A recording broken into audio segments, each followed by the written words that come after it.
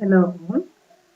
Then today's session is about a portion in cell biology which deals with the different organelles. Cell biology means the inclusions of the cell, or you are studying in detail about the cell,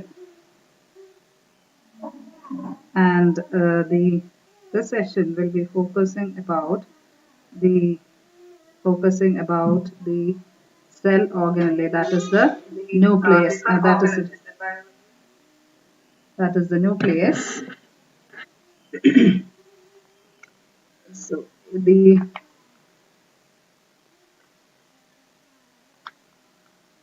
cells are actually the fundamental units of life, and all organisms are made up of cells. The prokaryotes will be having a single cell, or the eukaryotes, all the eukaryotes are multicellular organisms. So cells are the fundamental units of life, and all organisms' body are made up of cells.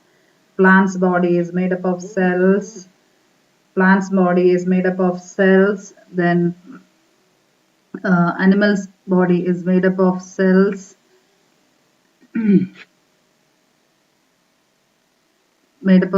And the cells have constitute the basic building block of all the organisms. And in today's session, we'll be focusing about the nucleus. There are different cell organelles in a cell. The different cell organelles in the cell are the nucleus, then you have the mitochondria, you have the endoplasmic reticulum, you have the ribosomes, then you have the ribosomes, you have endoplasmic reticulum, mitochondria, lysosomes, ribosomes.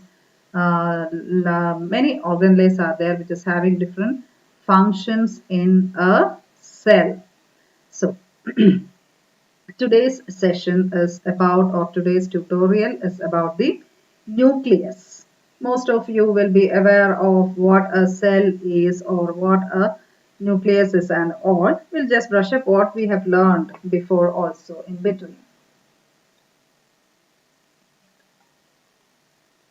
So the eukaryotic cells possess several membrane bound organelles or several membrane bound compartments that separate them from other organelles. ഒരു സെല്ലിനകത്ത് ഒരുപാട് organelles ഉണ്ട്. ആ ഓർഗനലൈസിൽ എന്താണ് ഒരുപാട് organelles ഉള്ളത് ഏതൊക്കെയാണ്? Ribosome ഉണ്ട്, mitochondria ഉണ്ട്, ന്യൂക്ലിയസ് ഉണ്ട്, അങ്ങനെ ഒരുപാട് ഓർഗനലൈസ് ഉണ്ട്. അപ്പം നമ്മൾ ഇന്നത്തെ സെഷനിൽ സ്ട്രെസ് ചെയ്യുന്നത് will be about the nucleus. Nucleus is considered to be one of the largest cell organelle.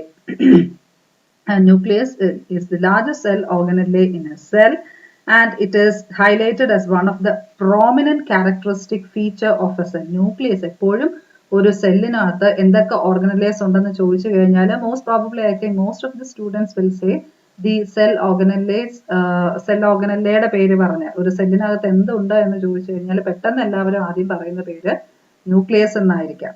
And that is because nucleus contains the genome or genetic material in a cell.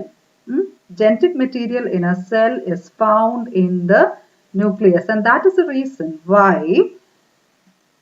the nucleus has a prominent role, because the functions of that cell is controlled by the genetic material which is present in the cell. അല്ലെ, ഒരു സെല്ലിനകത്ത് genetic material ഉണ്ട്. ആ genetic material എവിടെയാണ് ഇരിക്കുന്നത്? ന്യൂക്ലിയസിനകത്താണ്.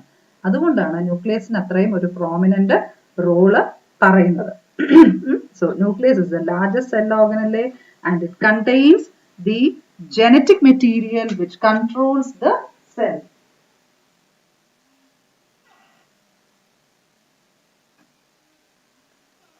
Now we look into the nucleus both as a venue of the storage of genetic information, or it is considered to be the control center. So the nucleus is considered to be the control center of a cell. That is why nucleus have a prominent or important role. Nucleus ne control center എന്നാണ് വിളിക്കുന്നത്. കാരണം genetic material ഉള്ളതുകൊണ്ട് ആ സെല്ലിന്റെ overall ഫങ്ഷൻസിനെ control ചെയ്യുന്നത് nucleus ആണ്. So we'll look one by one. The this slide explains a prokaryotic and a eukaryotic cell. Can you give me the difference between a prokaryotic? Simply a small difference between a prokaryotic. This is a question for you. You can put the answer in the chat box. What is the main difference, or at least between a prokaryotic cell and a eukaryotic cell? The main difference between a prokaryotic and a eukaryotic cell. You can put the answer in your chat box. The main difference between the prokaryotic and eukaryotic cell. എന്താണ് prokaryotic cellന്റെയും eukaryotic cellന്റെയും തമ്മിലുള്ള main difference? You can just let me see if you know the answer or the difference between prokaryotic and eukaryotic cell. എന്താണ് main ആയിട്ടുള്ള difference? The main difference between prokaryotic and eukaryotic cell. I'm waiting for the answers to come and not yet anybody has put answers. Main difference between the prokaryotic and eukaryotic. Our name തന്നെ വരാൻ കാരണം prokaryotic cell എന്നും eukaryotic cell എന്നും പേര് വരാൻ തന്നെ കാരണം nameൽ തന്നെ ഉണ്ട് ആ ഒരു difference. What is the difference or the main difference between a prokaryotic and a eukaryotic cell? Yeah, good. One person has given answer. Presence of nuclear membrane. Very good. Presence of nuclear membrane is the answer. It's the correct answer. Presence of nuclear membrane or membrane bound nucleus. Here you can see prokaryotic. Eukaryotic means, U means true. The term, the meaning of U means true. U means true. True എന്ന് വെച്ചാൽ correct ആയിട്ടുള്ള. U means true. Karya means, U means true and karya means nucleus. U means true and karya means nucleus. So true nucleus ഉള്ളതിനെയാണ്, those cells which have true nucleus is called eukaryotic cell. അപ്പോൾ true ന്യൂക്ലിയസിനെ പറയുന്നത് എന്താണ്? True nucleus എന്ന് പറഞ്ഞാൽ membrane bound ന്യൂക്ലിയസിനെയാണ് true nucleus എന്ന് പറയുന്നത്. അപ്പോൾ true nucleus ഉള്ളതാണ് eukaryotic cell. ഇനി prokaryotic cell does not have a true nucleus. In this picture you can see this is an example of a prokaryotic cell. Prokaryotic cell in here the example which is shown here is that of a bacterial cell. അല്ലേ? ഈ പടം കാണിച്ചിരിക്കുന്നത് it is a picture of a typical structure of a bacteria. ബാക്ടീരിയയുടെ ഒരു typical structure ആണ് ഇവിടെ കാണിച്ചിരിക്കുന്നത്. The typical bacterial cell, you can see here, ഇവിടെ ഒരു membrane bound organelles ഒന്നും കാണുന്നില്ല. Here when you look into the eukaryotic cell you can see large number of organelles which are membrane bound. അല്ലേ? Compartmentalization എന്ന് പറയും. ഓരോ സെല്ലിനും ഓരോ membrane bound വേറെ വേറെ structures ആയിട്ട് കാണാം. ഇവിടെ പ്രോകാരിയോട്ടിക് സെല്ലിലാണെങ്കിൽ അങ്ങനെ ഓരോ കമ്പാർട്ട്മെന്റ്സ് പോലെ കാണാൻ പറ്റില്ല, എല്ലാം കൂടെ ഒരു സ്ഥലത്ത് ഇങ്ങനെ ഒന്നിച്ച് കിടക്കുന്നു. അപ്പോൾ ഇവിടെ ഒരു ന്യൂക്ലിയർ മെംബ്രെയിൻ ഇല്ല. This is the genetic material. ഈ കാണുന്നതാണ് genetic material of the bacteria. It is found free in the cytoplasm. In prokaryotic cell the genetic material is found free in the prokaryotic cell. The genetic material is found free in the prokaryotic cell. This is the nucleoid or this is the DNA or the genetic material is found free in the cell. അതാണ് main ആയിട്ടും പ്രോകാരിയോട്ടും യൂകാരിയോട്ടും തമ്മിലുള്ള main difference. Membrane bound cell organelles are present in eukaryotes and membrane bound cell organelles are absent in prokaryotes. ന്യൂക്ലിയസിന്റെ കാര്യത്തിൽ പ്രത്യേകിച്ച് എടുത്ത് പറയുമ്പോൾ നമ്മൾ ന്യൂക്ലിയസിനെ കുറിച്ച് പഠിക്കുന്നുണ്ട്. If you look into the details of nucleus, it means here nucleus prokaryotes membrane bound nucleus അല്ല, യൂകാരിയോട്സിലാണെങ്കിൽ membrane bound എന്താണ് nucleus ആണ് കാണുന്നത്. Here you can see the nucleus. ഈ എന്താണ് pink orangish pink color.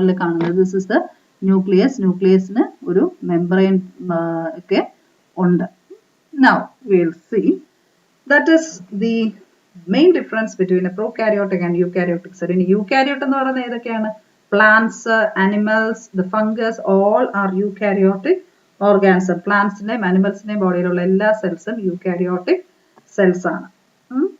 Now we'll start with the details about the organization or the structural details of the interphase nucleus. Interphase nucleus. Nucleus one of the prominent cell organelle in a cell. Nucleus is the largest cell organelle in a cell, and nucleus is the what controls the functions of a cell.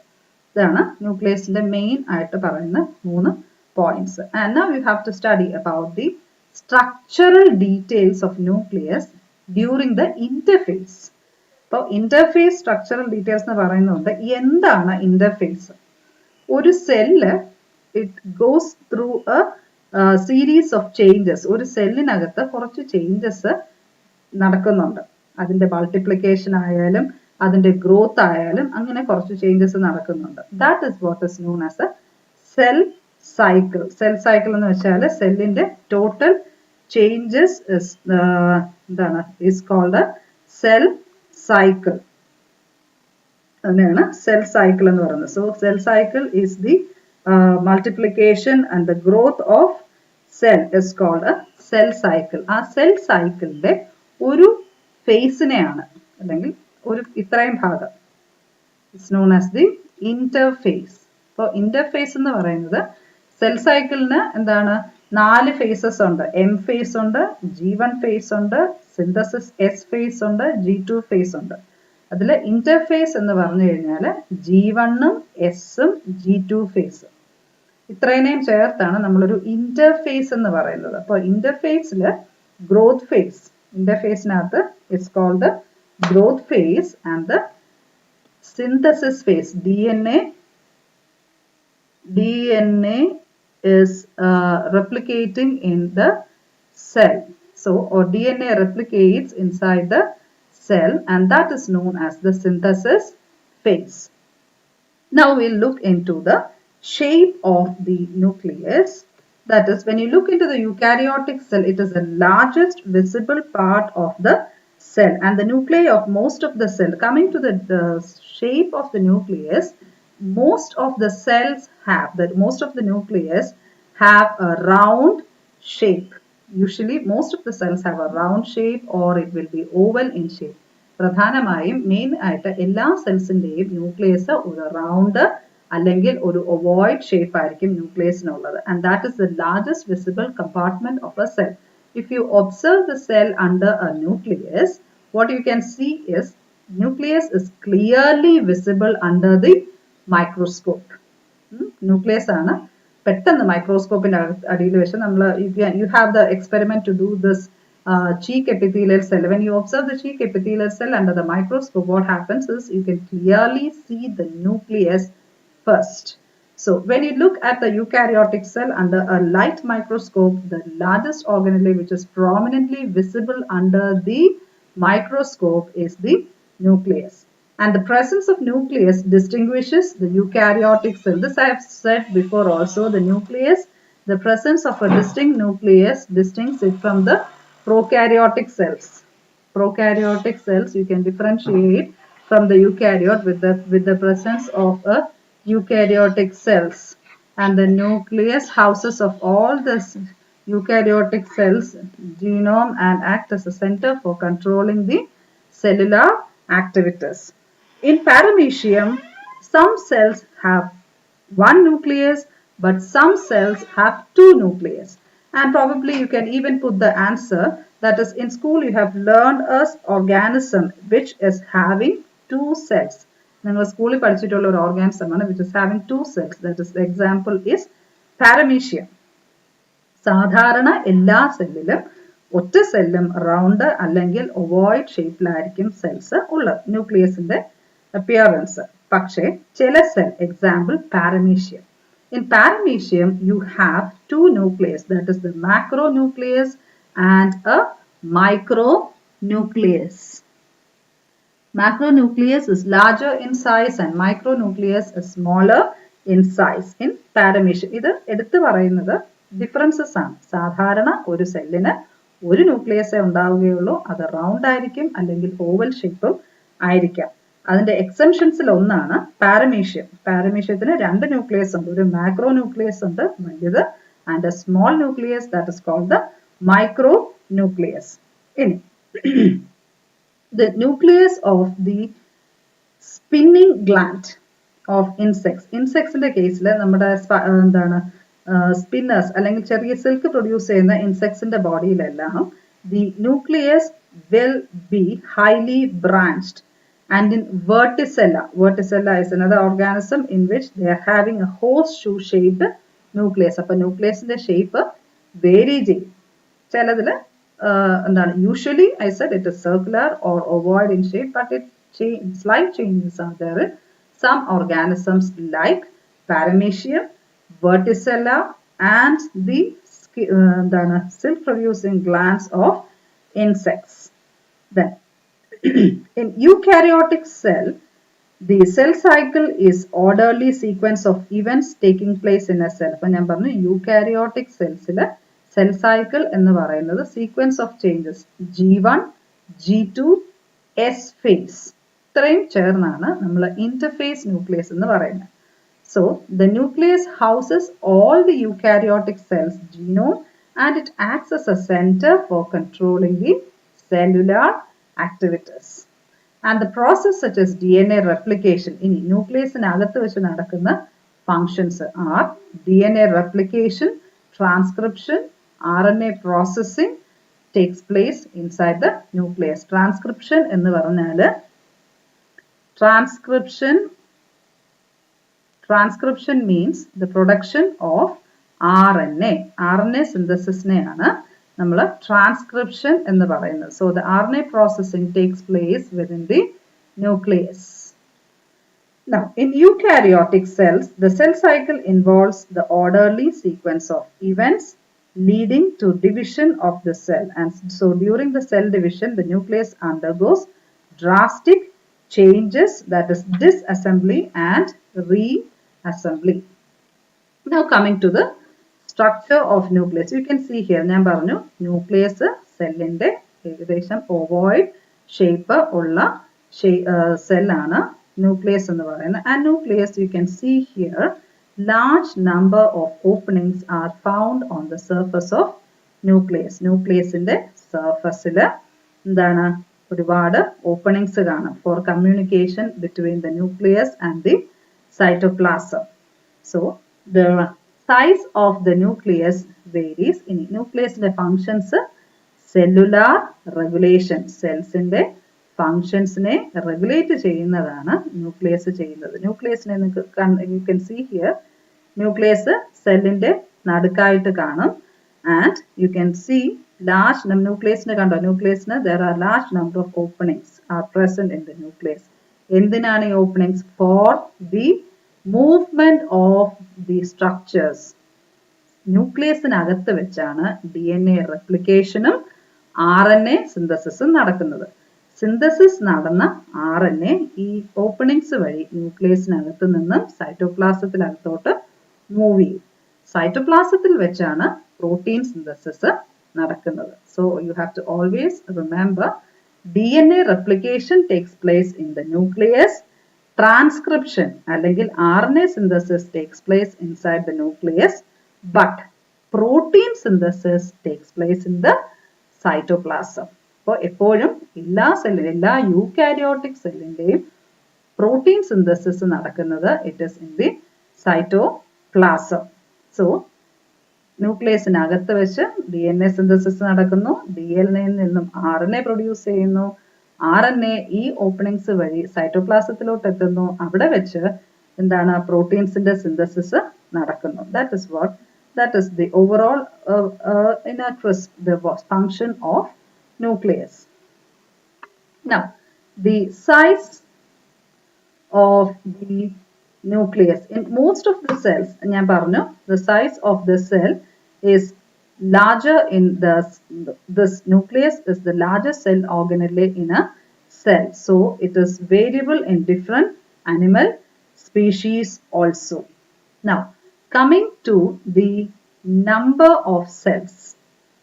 Number of cells, typically the number of cells varies from one organism to another. ചിലതിനകത്താണെങ്കിൽ എന്താണ് ഒരു nucleus മാത്രമേ കാണുകയുള്ളൂ. You can see here, that is the number of the cells are mononucleate. ഒരു nucleus ഉള്ള cells കാണും. അതിനെയാണ് നമ്മൾ മോണോന്യൂക്ലിയേറ്റ് എന്ന് പറയുന്നത്. Now, some cells are multinucleate. Multinucleate എന്ന് പറഞ്ഞാൽ കൂടുതൽ cells ഉള്ളത്. Multi means many.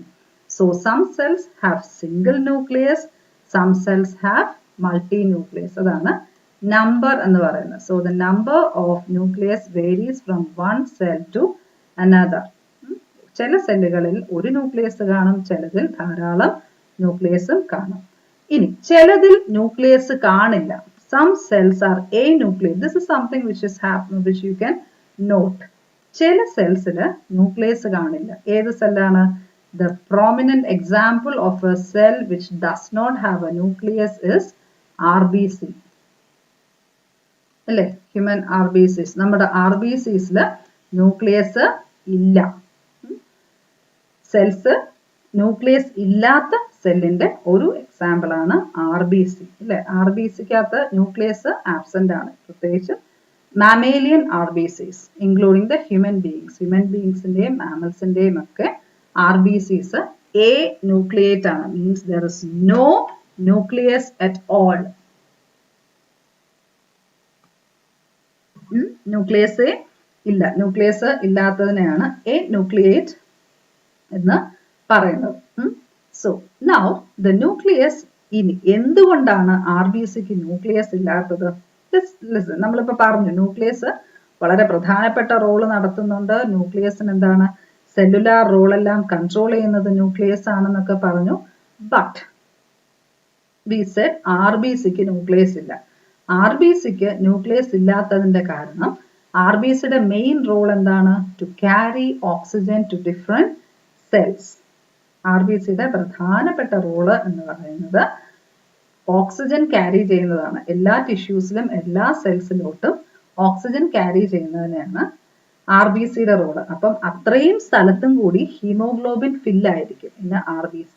That is the reason why RBC is a nucleate. Hope it's clear. I said എന്താണ് ഞാൻ പറഞ്ഞു, ചില സെല്ലുകളിൽ ഒരു ന്യൂക്ലിയസ് കാണും. ന്യൂക്ലിയസിന്റെ നമ്പറിനെ കുറിച്ച് പറഞ്ഞു, ന്യൂക്ലിയസിന്റെ ഷേപ്പ് പറഞ്ഞു, ന്യൂക്ലിയസിന്റെ സൈസ് പറഞ്ഞു. അടുത്ത നമ്പറിനെ കുറിച്ച് പറയുമ്പോൾ ചില സെല്ലിൽ ഒരു ന്യൂക്ലിയസേ കാണുള്ളൂ, ചില സെല്ലിൽ ഒരുപാട് ന്യൂക്ലിയസ് കാണും, ചിലതില് ന്യൂക്ലിയസേ കാണില്ല. ഒരു ന്യൂക്ലിയസ് ഉള്ള സെല്ലിനെ നമ്മൾ മോണോന്യൂക്ലിയേറ്റ് എന്നും ധാരാളം ന്യൂക്ലിയസ് ഉള്ള സെല്ലിനെ മൾട്ടി ന്യൂക്ലിയേറ്റ് എന്നും ഒരു ന്യൂക്ലിയസ് പോലും ഇല്ലാത്തതിനെ എ ന്യൂക്ലിയേറ്റ് എന്നും പറയുന്നു. ഇനി A ന്യൂക്ലിയേറ്റിന് here you can see the example of a multinucleate stage. And this picture shows the example of a multinucleate cell. Multinucleate cell എന്ന് വെച്ചാൽ ഒരുപാട് സെൽസ് ഉള്ള. And usually in the case of a embryonic stage, the multinucleate condition is seen. ഇനി a nucleate സ്റ്റേജിന് a nucleate സെല്ലിന്റെ example ആണ് RBC. Now, the next thing which you have to remember is, hope it's clear, mononucleate, multinucleate and anucleate. These three, it's clear it seems. And now I'll tell you a term that is syncytium. This is something important. You have to learn what syncytium is. This term you get for your 1 mark questions and all. That is what a syncytium is. It is actually a cytoplasmic mass which contains large number of nuclei usually formed by the fusion of cells. Syncytium എന്ന് പറഞ്ഞാൽ സെൽസിന്റെ fusion, കുറെ സെല്ലുകൾ, just see syncytium എന്ന് വെച്ചാൽ ഓർക്കുക, ഇങ്ങനെ കുറച്ച് സെല്ലുകൾ ഉണ്ടെന്ന് വിചാരിക്കുക. ഇങ്ങനെ കുറച്ച് സെൽസ്.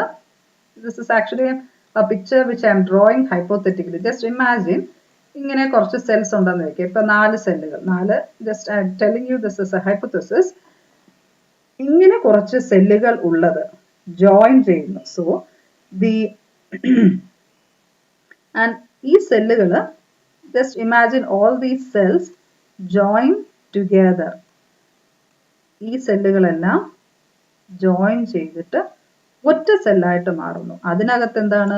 ന്യൂക്ലിയസ് പക്ഷെ 4 എണ്ണവും കാണും. This is known as syncytium. So hope it's clear. This is what a syncytium is. ഇതിനെയാണ് സിൻസീഷ്യം എന്ന് പറയുന്നത്. ധാരാളം സെല്ലുകൾ ഒന്നിച്ച് ഇരിക്കുന്നത് ജോയിൻ ചെയ്തതിന് ശേഷം ഒറ്റ സൈറ്റോപ്ലാസവും ഒറ്റ സെൽ വോളും, പക്ഷെ അതിനകത്ത് ന്യൂക്ലിയസ് കൂടുതൽ കാണും. അതിനെയാണ് syncytium എന്ന് പറയുന്നത്. So syncytium is a cytoplasmic mass containing several nuclei. So syncytium is the cytoplasmic mass containing large number of nuclei, and this may be formed by the fusion of cell or by the division of cell. Syncytium രണ്ട് വിധത്തിൽ ഉണ്ടാകാം. ഒന്നാണ് ഞാൻ പറഞ്ഞത്. ഈ കാണുന്നതെല്ലാം nucleus ആണ്. This is a nucleus, this is another nucleus, this is another nucleus, this is another nucleus. So syncytium means cytoplasmic mass with large number of nucleus. Syncytium രണ്ട് തരത്തിൽ ഉണ്ടാകാം. ഒന്നാണ് ഈ പറഞ്ഞത്, അതായത് കുറെ സെല്ലുകൾ ഇരിക്കുന്നു, അത് ജോയിൻ ചെയ്തിട്ട് ഒറ്റ സെല്ലായിട്ട് മാറും, അതിനകത്ത് ധാരാളം ന്യൂക്ലിയസ് ഉണ്ടാകും. This is one way in which syncytium is formed. ഇനി രണ്ടാമത് കേസ് syncytium എങ്ങനെയാണ് ഉണ്ടാകുന്നത്? ഒരു സെല്ലിങ്ങനെ ഇരിക്കുകയാണ്, ഒരു സെല്ലിനകത്ത് ഒരു ന്യൂക്ലിയസ് ഉണ്ട്. ആ ന്യൂക്ലിയസ് മാത്രം ധാരാളം തവണ ഡിവൈഡ് ചെയ്യും.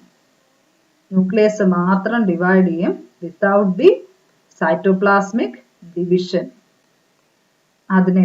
അതിനെയും syncytium എന്ന് തന്നെയാണ് പറയുന്നത്. അപ്പൊ ഇത് രണ്ടും എന്താണ്? മൾട്ടി ന്യൂക്ലിയേറ്റ് കണ്ടീഷൻ ആണ്. ഇതും എല്ലാം ന്യൂക്ലിയസ് ആണ്. So syncytium is simply the cytoplasmic mass with large number of nucleus. Syncytium is very important. That is why I am again telling the term. Syncytium means cytoplasmic mass. ധാരാളം cytoplasm, അതിനകത്ത് ധാരാളം nucleus. Syncytium is cytoplasmic mass plus several nuclei. അതിനെയാണ് syncytium എന്ന് പറയുന്നത്. ഇനി syncytium can be formed by two methods. Not method, by two manners. രണ്ട് വിധത്തിൽ syncytium form ചെയ്യാം. ഒന്ന്, സെല്ലുകൾ ജോയിൻ ചെയ്ത്, അടുത്തടുത്തിരിക്കുന്ന സെല്ലുകൾ ജോയിൻ ചെയ്ത് ഒറ്റ സെല്ലായിട്ട് മാറും വിത്ത് ലാർജ് നമ്പർ ഓഫ് ന്യൂക്ലിയസ്. രണ്ടാമത്തത്, ഒരു സെല്ലിന്റെ അകത്ത് ന്യൂക്ലിയസ് ധാരാളം തവണ ഡിവൈഡ് ചെയ്തിട്ട് ഒരു മൾട്ടി ന്യൂക്ലിയേറ്റ് കണ്ടീഷൻ അറൈസ് ചെയ്യും. These are the two ways by which a syncytium can originate. ഇങ്ങനെയാണ് രണ്ട് വിധത്തില് syncytiumത്തിന് originate ചെയ്യാനായിട്ട് പറ്റുന്നത്. So that is about the number of cell. Now let's see the functions of nucleus. So ഇതുവരെ നമ്മൾ പറഞ്ഞത് nucleus എന്താണ്, ന്യൂക്ലിയസിന്റെ ഷേപ്പ് എന്താണ്, ന്യൂക്ലിയസിന്റെ സൈസ് എത്ര കാണും, ന്യൂക്ലിയസിന്റെ എന്താണ് നമ്പർ, എത്ര എണ്ണം കാണും ഒരു സെല്ലിനകത്ത്. Now we'll see what are the functions of nucleus. The important function of nucleus is it is actually having compartmentalization. നിങ്ങൾക്ക് ഇവിടെ കാണാം, this is a structure of a nucleus. This is a nucleus. ഇതാണ് ഒരു nucleus. ന്യൂക്ലിയസിനകത്ത് you can see here, nucleus, the outer layer of nucleus is continuous with the endoplasmic reticulum. Hope it's clear. You can just have a look at this picture. This is the ER. ER means endoplasmic reticulum membrane. Endoplasmic reticulum എന്ന് പറയുന്നത് വേറെ ഒരു cell ഓർഗനല്ലെയാണ്. Nuclear membrane is continuous with the endoplasmic reticulum. Nuclear membrane എന്ന് പറഞ്ഞാൽ ന്യൂക്ലിയസിനെ protect ചെയ്യുന്ന, ന്യൂക്ലിയസിനെ cover ചെയ്യുന്ന മെംബ്രെയിനെയാണ് നമ്മൾ ന്യൂക്ലിയർ മെംബ്രെയിൻ എന്ന് പറയുന്നത്. Here you can see the nuclear membrane. Nuclear membrane means the membrane which covers the nucleus. So the first function of nucleus is the nuclear membrane acts as a fence between the nucleus and cytoplasm. Nucleusന്റെയും cytoplasmത്തിന്റെയും ഇടയ്ക്ക് ഒരു fence പോലെയാണ് nuclear membrane act ചെയ്യുന്നത്. That is why that is known as compartmentalization. അതിനെയാണ് compartmentalisation എന്ന് പറയുന്നത്. Compartmentalisation എന്ന് വെച്ചാൽ എന്താണ്? ന്യൂക്ലിയസ് ഒരു പ്രത്യേക യൂണിറ്റും മറ്റ് ഓർഗനലൈസ് പ്രത്യേകം യൂണിറ്റ് ആയിട്ട് ഒരു സെല്ലില് എക്സിസ്റ്റ് ചെയ്യുന്നു. That is known as compartmentalisation. ഇനി ഈ compartmentalisation is effective with the help of nuclear membrane. അപ്പോൾ ന്യൂക്ലിയസ് എന്ന് പറയുന്നത് ഒരു സെല്ലിന്റെ പ്രധാനപ്പെട്ട ഓർഗനല്ലേ. ആ ഓർഗനല്ലേ കവർ ചെയ്യുന്ന മെംബ്രെയിനെ പറയുന്ന പേരാണ് ന്യൂക്ലിയർ മെംബ്രെയിൻ. ഇനി ന്യൂക്ലിയർ മെംബ്രെയിൻ ഇവിടെ നോക്കുക, ഇതാണ് ന്യൂക്ലിയസ്. ന്യൂക്ലിയസിന്റെ പുറത്തുള്ളതിനെ ന്യൂക്ലിയർ മെംബ്രെയിൻ എന്ന് പറയുന്നു. Nuclear membrane is double walled. Nuclear membrane is double walled. Double walled എന്ന് വെച്ചാൽ ന്യൂക്ലിയർ മെംബ്രെയിന് 2 ലെയേഴ്സ് ഉണ്ട്. അതിനെ പുറത്തുള്ളതിനെ ഔട്ടർ ന്യൂക്ലിയർ മെംബ്രെയിൻ എന്നും അകത്തുള്ളതിനെ ഇന്നർ ന്യൂക്ലിയർ മെംബ്രെയിൻ എന്നും വിളിക്കുന്നു. So the nuclear membrane is double walled. Nucleus എന്ന് പറയുന്ന സ്ട്രക്ചറിനെ കവർ ചെയ്തുള്ളതിനെ ന്യൂക്ലിയർ മെംബ്രെയിൻ എന്ന് പറയുന്നു. ന്യൂക്ലിയർ മെംബ്രെയിന് 2 ലെയർ ഉണ്ട്. ഔട്ടർ ന്യൂക്ലിയർ മെംബ്രെയിനും ഉണ്ട്, ഇന്നർ ന്യൂക്ലിയർ മെംബ്രെയിനും ഉണ്ട്.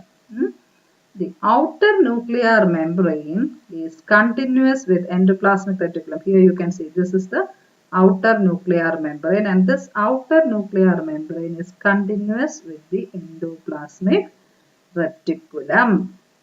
Hope it's clear. The nucleus in the nuclear membrane 2 layer ഉണ്ട്. outer nuclear membrane inner nuclear membrane. outer nuclear membrane ആണ് endoplasmic reticulum continuous ആയിട്ടിരിക്കുന്നത്. Then there is a space between the outer and inner nuclear membrane. That is known as the perinuclear space. Here you can see. This is the perinuclear space. So outer nuclear membrane, inner nuclear membrane, ഈ 2 മെംബ്രെയിന്റെയും ഇടയ്ക്കുള്ള സ്പേസിനെ പറയുന്ന പേരാണ് perinuclear space. Perinuclear space. Now, there are large number of openings on the surface of nucleus. That is known as nuclear pores. Here you can see this is nuclear pore. Nucleus in the surface le endana nuclear membrane de mugilla chela openings കാണാം. That is known as nuclear pores. Then there is a nuclear lamina. Nuclear lamina, you can see here, nuclear lamina is a network of structure which is the basal layer. Lamina means layer. Lamina എന്ന് വെച്ചാൽ layer എന്നാണ് അർത്ഥം. ഇതാണ് nuclear lamina. This is the nuclear lamina. Here you can see this is the structure. This is nuclear lamina. Lamina means layer. So the layer just beneath the inner nuclear membrane is called the nuclear lamina. Hope it's clear. So the nucleus, the first and foremost function of the nucleus is compartmentalization. That is, the nucleus remains distinct from the other organelles. Nucleus ഒരു compartmentalization കാണിക്കുന്നു എന്ന് വെച്ചാൽ സൈറ്റോപ്ലാസത്തിൽ നിന്നും അത് മാറി ഒരു membrane bound അല്ലെങ്കിൽ ഒരു ഫെൻസ് ഒക്കെ ഉണ്ടാക്കിയിട്ട് it exists as a separate structure itself. ഇനി ന്യൂക്ലിയസിന് ഒരു കവറിംഗ് ഉണ്ട്. ആ കവറിങ്ങിനെ പറയുന്നത് ന്യൂക്ലിയർ മെംബ്രെയിൻ. ന്യൂക്ലിയർ മെംബ്രെയിന് എത്ര ലെയർ ഉണ്ട്? 2 ലെയർ ഉണ്ട്. Outer layer is called outer nuclear membrane and inner layer is called inner nuclear membrane. ഇനി ഈ ഔട്ടർ ന്യൂക്ലിയർ മെംബ്രെയിൻ്റെയും ഇന്നർ ന്യൂക്ലിയർ മെംബ്രെയിൻ്റെയും ഇടയ്ക്ക് ഒരു സ്പേസ് ഉണ്ട്. അതിനെ പറയുന്ന പേരാണ് peri nuclear space. And there are large number of openings on the surface of nucleus, and that is called nuclear pores. ഈ nuclear പോർ എന്തിനാണ്? ന്യൂക്ലിയസിനകത്ത് വെച്ച് ഞാൻ പറഞ്ഞു, ന്യൂക്ലിയസിനകത്ത് വെച്ച് എന്തൊക്കെ നടക്കുന്നു? DNA റെപ്ലിക്കേഷനും ട്രാൻസ്ക്രിപ്ഷനും ന്യൂക്ലിയസിനകത്ത് വെച്ച് നടക്കുന്നു. അങ്ങനെ ഉണ്ടാകുന്ന RNA സൈറ്റോപ്ലാസത്തിൽ വെച്ചാണ് പ്രോട്ടീൻ സിന്തസിസ് നടക്കുന്നത്. അപ്പോൾ ഈ RNA ഈ ഓപ്പണിങ്സ് വഴി സൈറ്റോപ്ലാസത്തിൽ എത്തുന്നു. That is the function of nuclear pores. Then there is a structure called nuclear lamina. Lamina means layer. So a layer or network of structure which is found just adjacent to the inner nuclear membrane is called nuclear lamina. So first function എന്ന് പറയുന്നത് compartmentalization ആണ്. Now next is it is the storage of genetic information. First നമ്മൾ പറഞ്ഞു ന്യൂക്ലിയസിന്റെ ആദ്യത്തെ function compartmentalization, രണ്ടാമത്തേത് it is the storage of genetic information. കാരണം എന്താണ്? DNA is always DNA or RNA. DNA or RNA is found inside the nucleus. Genetic material ന്യൂക്ലിയസിന്റെ അകത്താണ് കാണുന്നത്. മൂന്നാമത്തെ function it controls the activities of the cell. എന്തുകൊണ്ടാണ് control ചെയ്യുന്നത്? Why or how the nucleus controls the whole activity of a cell? Because it contains DNA. DNA ആണ് ഒരു സെല്ലിന്റെ ഫങ്ഷൻസിനെ ആകെ മൊത്തം കൺട്രോൾ ചെയ്യുന്നത്. അതുകൊണ്ടാണ് ന്യൂക്ലിയസ് ഒരു കൺട്രോൾ സെന്റർ എന്ന് പറയാനുള്ള കാരണം. That is the third point. So nucleus is involved in the transmission of genetic information from one generation to another. ഒരു ഓർഗാനിസത്തിന്റെ genetic information is transferred from parents to offspring through the nucleus. And nucleus regulates the synthesis of proteins in the cytoplasm. സൈറ്റോപ്ലാസത്തിലെ protein synthesis control ചെയ്യുന്നത് nucleus ആണ്. ഇതെല്ലാം കാരണമാകുന്നത് എന്തുകൊണ്ടാണ്? DNA ഉണ്ട്, അത്രേ ഉള്ളൂ. DNA ഉള്ളത് കൊണ്ടാണ് പ്രോട്ടീൻ സിന്തസിസ്, റെപ്ലിക്കേഷന്, സെല്ലിന്റെ കൺട്രോള് എല്ലാം ന്യൂക്ലിയസ് ചെയ്യുന്നു എന്ന് പറയുന്നതിന്റെ reason it's because of the presence of DNA. Now, the nucleus also stores some protein. കുറച്ച് പ്രോട്ടീൻസ് ന്യൂക്ലിയസിനകത്ത് സ്റ്റോർ ചെയ്യുന്നുണ്ട്. ആൻഡ് ദി റൈബോന്യൂക്ലിക് ആസിഡ്സ് അത് സ്റ്റോർ ചെയ്യുന്ന ലൊക്കേഷൻ ആണ് ന്യൂക്ലിയോലസ് എന്ന് പറയുന്നത്. Here you can see this is nucleus. ഇത് ന്യൂക്ലിയസിന്റെ structure ആണ്. ന്യൂക്ലിയോലസ്, ഇത് ന്യൂക്ലിയസ്. ന്യൂക്ലിയസിനകത്ത് ഒരു റീജിയൻ ഉണ്ട്, അതിനെ പറയുന്ന പേരാണ് nucleolus. And nucleolus is actually storing the proteins and ribonucleic acid or RNA inside the nucleus. ന്യൂക്ലിയസിനകത്തുള്ള ഒരു സ്ട്രക്ചറിന്റെ പേരാണ് ന്യൂക്ലിയോലസ്. ആ ന്യൂക്ലിയോലസിൽ എന്താണുള്ളത്? Proteins plus RNA. അതിനെയാണ് ന്യൂക്ലിയോലസ് എന്ന് വിളിക്കുന്നത്. Nucleus takes part in the assembly of ribosomes on its nucleolus. അങ്ങനെ ന്യൂക്ലിയോലസിന്റെ function protein store ചെയ്യുന്നു, അതോടൊപ്പം RNA ഉണ്ട്. ഈ പ്രോട്ടീനും RNAയും ഉള്ളത് കൊണ്ട് എന്താണ്? Ribosome assembly, small sub unit of ribosome and larger sub unit of ribosome join together with the help of this nucleolus. Hope it's clear. The outer nuclear membrane. This picture is much more clear. You can see here. This is the nucleus. Here you can see the nucleus. Nucleus is double-walled. Inner nuclear membrane. Here you can see the nuclear envelope. That is, nuclear envelope is double-walled. That means inner nuclear membrane ഉണ്ട്, outer nuclear membrane ഉണ്ട്. ഇതിന്റെ ഇടയ്ക്ക് കുറച്ച് openings ഉണ്ട്. അതിനെയാണ് nuclear പോർ എന്ന് പറയുന്നത്. അതുവഴി എന്താ പോകുന്നത്? നമ്മുടെ RNA, അല്ലേ? RNA ന്യൂക്ലിയസിനകത്ത് നിന്നും സൈറ്റോപ്ലാസത്തിലോട്ട് പോകുന്നത് ഈ ഓപ്പണിങ്സ് വഴിയാണ്. ഇനി the matrix or the fluid content inside the nucleus is called the nucleoplasm.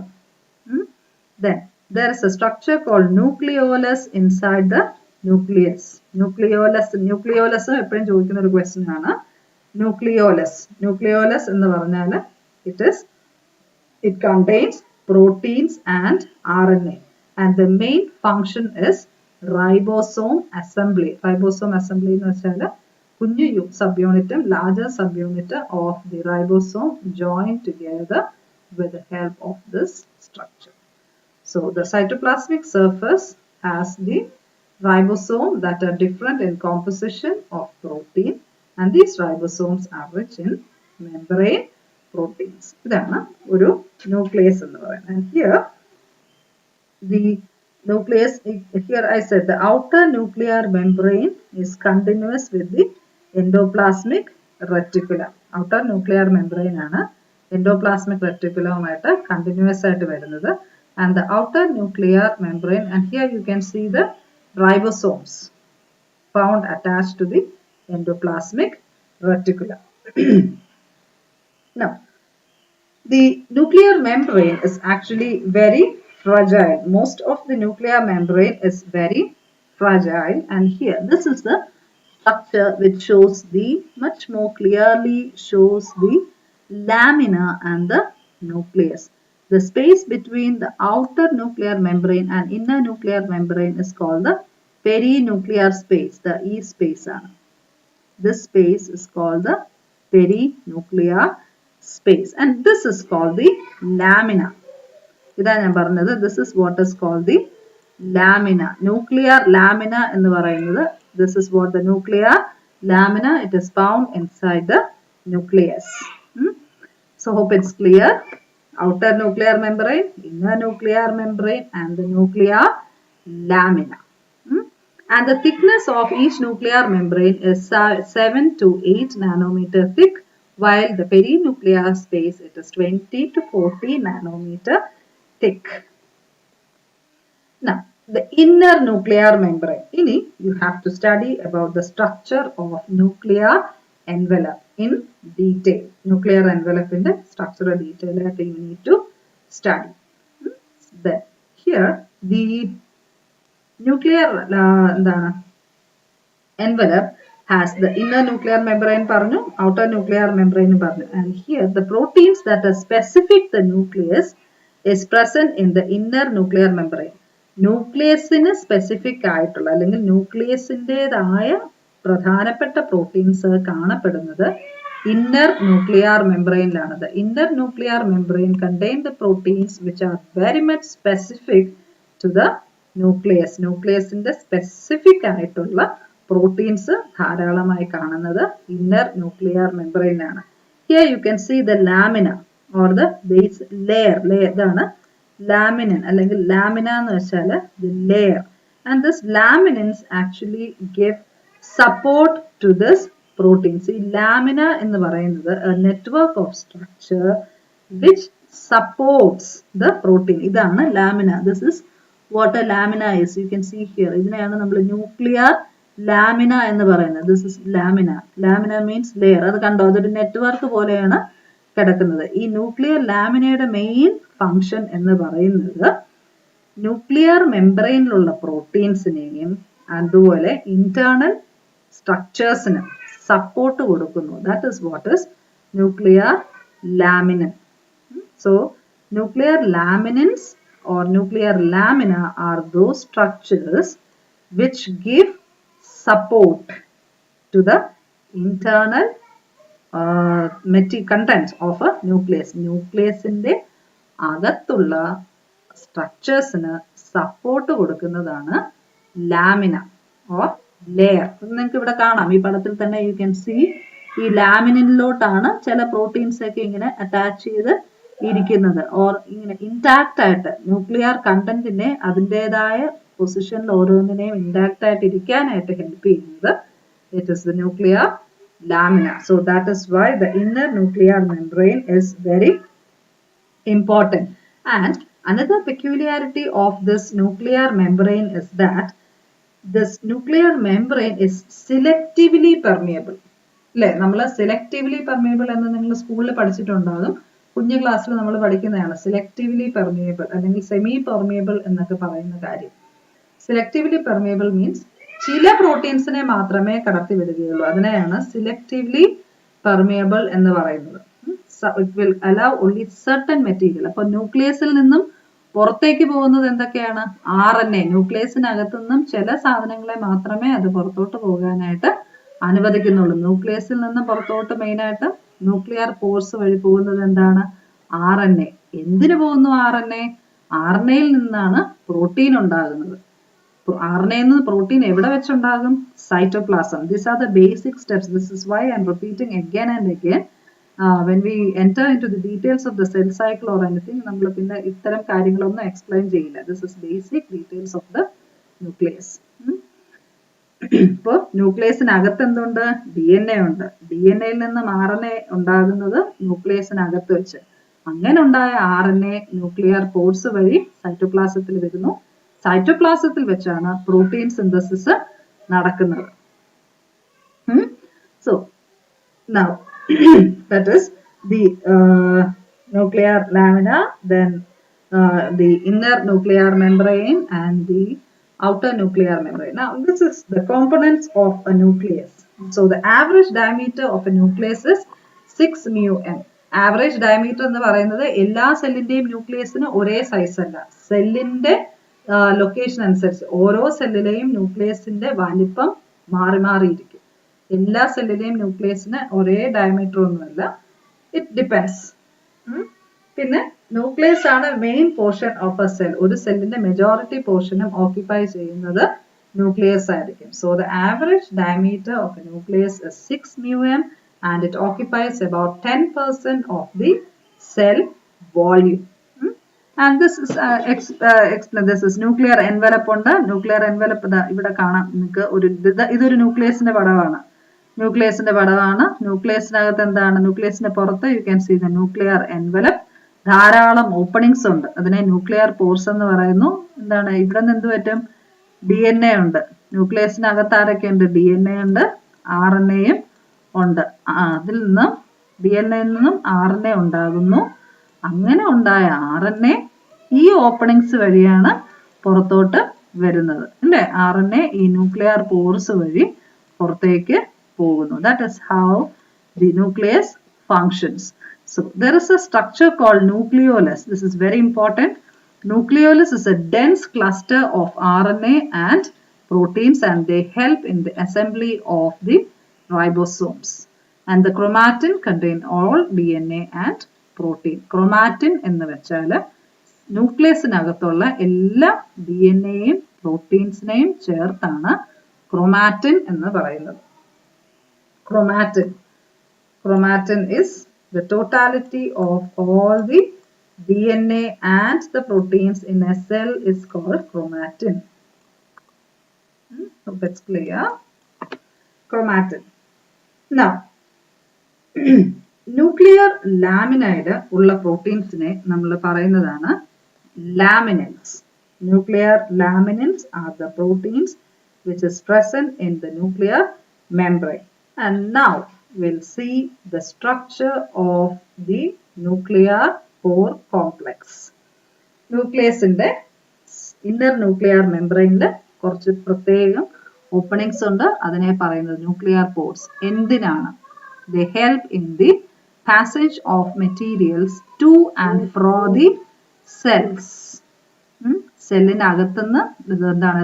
ന്യൂക്ലിയസിനകത്തുനിന്ന് ചില പ്രോട്ടീൻസ് അല്ലെങ്കിൽ ജനറ്റിക് മെറ്റീരിയൽ സൈറ്റോപ്ലാസത്തിലേക്ക് മൂവ് ചെയ്യാനും സൈറ്റോപ്ലാസത്തിൽ നിന്നും ചില പ്രോട്ടീൻസ് ന്യൂക്ലിയസിനകത്തേക്ക് മൂവ് ചെയ്യാൻ വേണ്ടിയിട്ടാണ് ഇത്തരം ഓപ്പണിങ്സ് ന്യൂക്ലിയർ മെംബ്രെയിനുള്ളത്. And usually the movement of the particles to and fro, അകത്തേക്കും പുറത്തേക്കും, ന്യൂക്ലിയസിന്റെ the nucleus structure the nucleus the diffusion of this materials to and fro the nucleus is mainly by passive diffusion, and the efficient passage through the complex requires several protein factors also. Now, Nucleolus. Nucleolus, it is a structure which is found inside the nucleus, and it is the main site of transcription, and the nucleolus help in the assemblage of the ribosomes and the synthesis, mainly the assemblage of ribosome, that is the smaller subunit and the larger subunit joined together, and the synthesis of RNA also takes place inside the nucleolus. Now we'll see the structure of the nuclear pore complex. The nuclear envelope in all eukaryote is perforated by large number of openings. എല്ലാ എന്താണ് nuclear pore അല്ലെങ്കിൽ nuclear പോർസിന്റെ structural details ആണ് we are going to learn. ഓരോ nuclear ഓപ്പണിങ്സിനെ പറയുന്ന പേരാണ് nuclear pore, and it favours bidirectional traffic എന്ന് വെച്ചാൽ ന്യൂക്ലിയസിന്റെ അകത്തേക്കും ന്യൂക്ലിയസിൽ നിന്നും സൈറ്റോപ്ലാസത്തിലേക്കും പ്രോട്ടീൻസ് മൂവ് ചെയ്യുന്നു. That is what is the function of this nuclear pores. Coming to the structure of this nuclear pore, it is larger in size. Nuclear pore എന്ന് വെച്ചാൽ it's a complex. Nuclear pore എന്ന് വെച്ചാൽ you can see here it is actually a complex അല്ലെങ്കിൽ nuclear pore complex എന്നാണ് പറയുന്നത്. Nuclear pore complex എന്ന് പറയാൻ കാരണം എന്താണ്? കുറേ പ്രോട്ടീൻസ് ചേർന്നിട്ട് ഉണ്ടാകുന്ന സ്ട്രക്ചർ ആയതുകൊണ്ട് it is called the nuclear pore complex. And here you can see different types of proteins in this nuclear pore complex. So the nuclear pore complex is larger structure with a diameter of about 120 nanometer and with different types of proteins arranged in a definite manner. ഓരോ പ്രോട്ടീൻസും പ്രത്യേക രീതിയിൽ arrange ചെയ്തിട്ടുണ്ട്. ഇപ്പം cellular structures നിങ്ങൾ എടുത്തു കഴിഞ്ഞാൽ നമ്മൾ എന്താണ് പ്ലാസ്മ മെമ്പറൈൻ ഒക്കെ പഠിക്കുമ്പോഴേക്കും you learn about the channels, G protein couple channels. ഓരോ ചാനൽസ് അല്ലെങ്കിൽ ഓപ്പണിങ്സ് ഇൻ എ മെമ്പറൈൻ എന്ന് പറഞ്ഞാൽ they are simply proteins itself. ഒരു സെല്ലിനകത്ത് എന്താണ് ചാനൽസ് അല്ലെങ്കിൽ നമ്മൾ റിസപ്റ്റേഴ്സ് എന്ന് പറയുന്നത് എല്ലാം തന്നെയും പ്രോട്ടീൻസ് ആണ്. So the pore complex contain channels of varying diameter. ചിലതിൽ differ, the diameter varies and there are only meant for passage. So you can see here that is the cytoplasmic, this is the inner nuclear membrane, and here you can see the outer, each nuclear pore consists of outer cytoplasmic ring and inner cytoplasmic ring, and this is the outer cytoplasmic ring and this is the inner cytoplasmic ring. The സൈറ്റോപ്ലാസത്തിലോട്ട് face ചെയ്തിരിക്കുന്ന റിങ്ങിനെ നമ്മൾ outer cytoplasmic ring എന്നും ന്യൂക്ലിയസിലോട്ട് face ചെയ്തിരിക്കുന്ന റിങ്ങിനെ nuclear ring എന്നുമാണ് വിളിക്കുന്നത്. അപ്പോൾ ഈ പടം this is actually A cross section. ഇതൊരു വളഞ്ഞിരിക്കുന്ന ഒരു സ്ട്രക്ചർ ആണ്. ഇതൊരു എന്താണ് ഒരു റിങ് പോലെ, അതൊരു റൗണ്ട് ഒരു സ്ട്രക്ചർ ആണ്. ദിസ് ഇസ് ആക്ച്വലി അതിന്റെ it's not a cross section, it's a transfer section. അപ്പോൾ ഇതിങ്ങനെ കംപ്ലീറ്റ് ആകുകയാണ്. അപ്പോൾ ന്യൂക്ലിയർ പോർ കോംപ്ലക്സിൽ മെയിൻ ആയിട്ട് രണ്ട് റിങ്സ് ഉണ്ട്. You can see there are two rings. അപ്പോൾ cytoplasm, this is the cytoplasm, this is the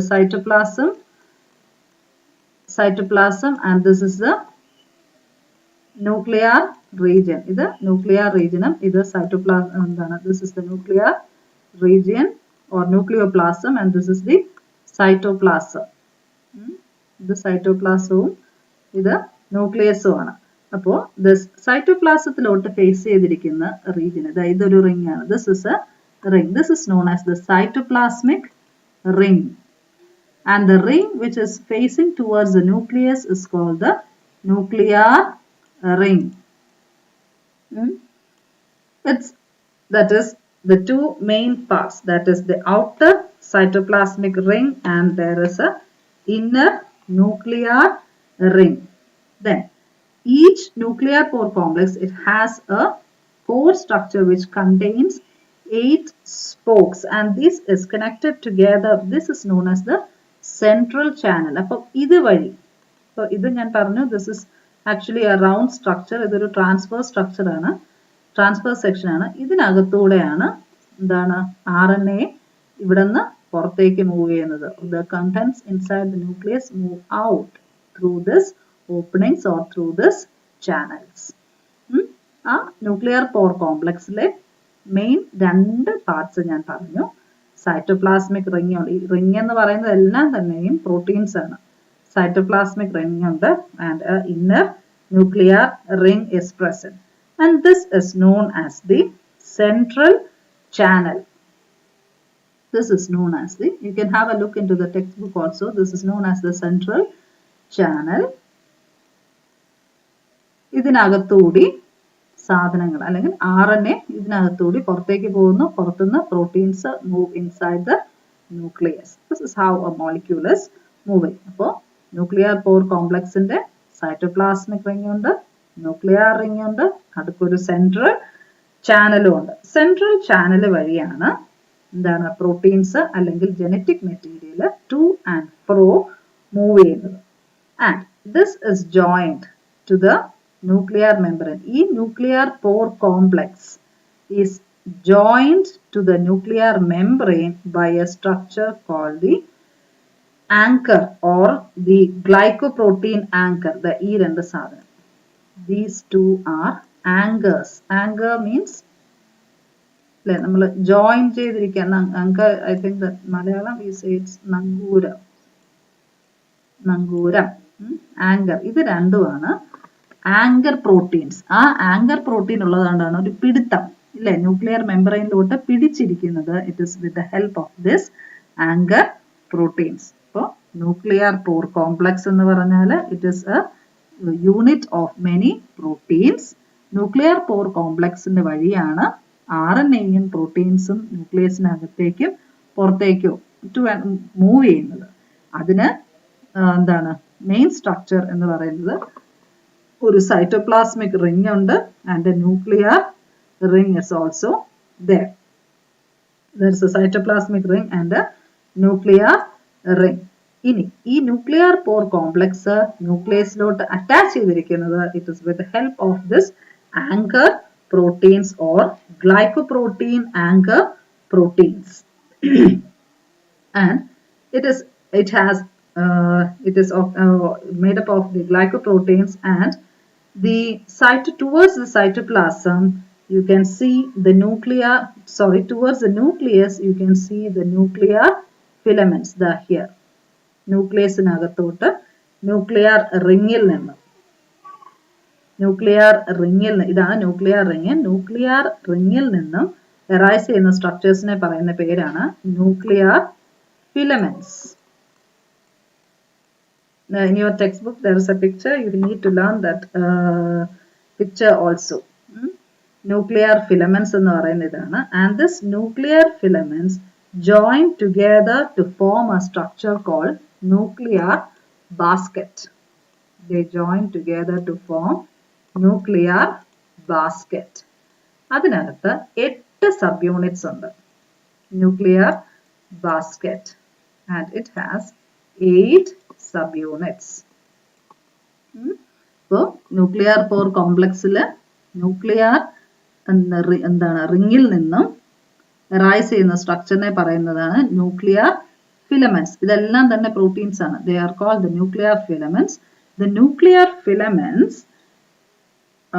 they are 8 in number. Nuclear filaments 8 എണ്ണം ഉണ്ട് and they join together to form. ഇതൊരു half മാത്രമേ കാണിച്ചിട്ടുള്ളൂ. And they join together to form a structure called the nuclear basket. ഇത്രയും ചേർത്താണ് നമ്മൾ nuclear basket എന്ന് പറയുന്നത്. Nuclear ബാസ്കറ്റിനകത്തോടെയാണ് proteins അങ്ങോട്ടും ഇങ്ങോട്ടും ഒക്കെ ഓടുന്നത്. Hope it's clear. So the nuclear pore complex have the nuclear pore complex അല്ലെങ്കിൽ nuclear pore complex it is a unit of proteins. ഒരു ഗ്രൂപ്പ് ഓഫ് പ്രോട്ടീൻസിനെയാണ് ന്യൂക്ലിയർ പോർ കോംപ്ലക്സ് എന്ന് പറയുന്നത്. എവിടെയാണ് ഇരിക്കുന്നത്? ന്യൂക്ലിയസിന്റെ സർഫസിൽ. ന്യൂക്ലിയസിന്റെ സർഫസിൽ തന്നെ നമുക്ക് രണ്ട് ഭാഗമായിട്ട് പറയാം. ഈ ന്യൂക്ലിയർ പോർ കോംപ്ലക്സിന്റെ ഒരു വശം ന്യൂക്ലിയസിലേക്ക് ഫേസ് ചെയ്യുന്നു, ഒരു വശം സൈറ്റോപ്ലാസത്തിലേക്ക് ഫേസ് ചെയ്യുന്നു. സൈറ്റോപ്ലാസത്തിലോട്ട് ഫേസ് ചെയ്തിരിക്കുന്ന റിങ്ങിനെ നമ്മൾ സൈറ്റോപ്ലാസ്മിക് റിങ് എന്നും സൈറ്റോപ്ലാസ്മിക് റിങ്ങിൽ നിന്നും റൈസ് ചെയ്യുന്ന സ്ട്രക്ചേഴ്സിനെ സൈറ്റോപ്ലാസ്മിക് ഫിലമെന്റ്സ് എന്ന് വിളിക്കുന്നു. ന്യൂക്ലിയസിലോട്ട് ഉള്ള റീജിയനെ ന്യൂക്ലിയർ റിങ് എന്ന് വിളിക്കുന്നു. ന്യൂക്ലിയർ റിങ്ങിൽ നിന്നും റൈസ് ചെയ്യുന്ന ഫിലമെന്റ്സിനെ ന്യൂക്ലിയർ ഫിലമെന്റ്സ് എന്ന് വിളിക്കുന്നു. ഈ ന്യൂക്ലിയർ ഫിലമെന്റ്സ് എന്താണ്? Nuclear filaments and the nuclear filaments joined to, they are 8 in number. Nuclear filaments 8 എണ്ണം ഉണ്ട്, and that structure is called the nuclear basket. അങ്ങനെ ഈ ന്യൂക്ലിയർ ബാസ്കറ്റിനകത്തുകൂടി സെൻട്രൽ ചാനൽ, ഇവിടെ ഒരു പ്രോട്ടീൻ ഉണ്ട്, that is known as the central channel. ആ central ചാനലിനകത്തുകൂടി കടന്നാണ് സൈറ്റോപ്ലാസത്തിലോട്ട് RNA എത്തുന്നത്. This is a simple structure of the nuclear pore complex. And nuclear pore complex is anchored onto the nuclear membrane with the help of anchor proteins. Hope it's clear. Nuclear pore complex, nuclear membrane ലുള്ള സ്ട്രക്ചറിനെ nuclear pore complex എന്ന് പറയുന്നു. അതിനൊരു cytoplasmic സൈഡും ഉണ്ട്, ഒരു nuclear സൈഡും ഉണ്ട്. Nuclear സൈഡിലോട്ടുള്ളതാണ് ന്യൂക്ലിയർ ഫിലമെന്റ്സും ന്യൂക്ലിയർ റിങ്ങും ന്യൂക്ലിയർ എന്താണ് ബാസ്കറ്റ്. സൈറ്റോപ്ലാസ്മിലോട്ടുള്ളത് സൈറ്റോപ്ലാസ്മിക് റിങ്ങും സൈറ്റോപ്ലാസ്മിക് ഫിലമെന്റ്സും. ഇത് ന്യൂക്ലിയർ മെമ്പറിലോട്ട് പിടിച്ചിരിക്കുന്നത് it is with help of anchor proteins. Anchor proteins are actually made up of glycoproteins itself. So with this I conclude today's session. And in this session, we learned about what a nucleus is, the shape of nucleus. The shape of nucleus varies from one organism to another, or from one cell to another cell. The size of the nucleus, the number of nucleus, what syncytium is, the functions of nucleus, what nuclear envelope is. എന്താണ് nuclear envelope? Outer nuclear envelope ന്റെ കാര്യം പറഞ്ഞു, inner nuclear envelope ന്റെ കാര്യം പറഞ്ഞു, and we learned about the nuclear perinuclear space, inner nuclear membrane, outer nuclear membrane, then laminins, nuclear lamina, then the nuclear pore complex, the structure of nuclear pore complex, and the function of nuclear pore complex. And with this I am concluding today's session. And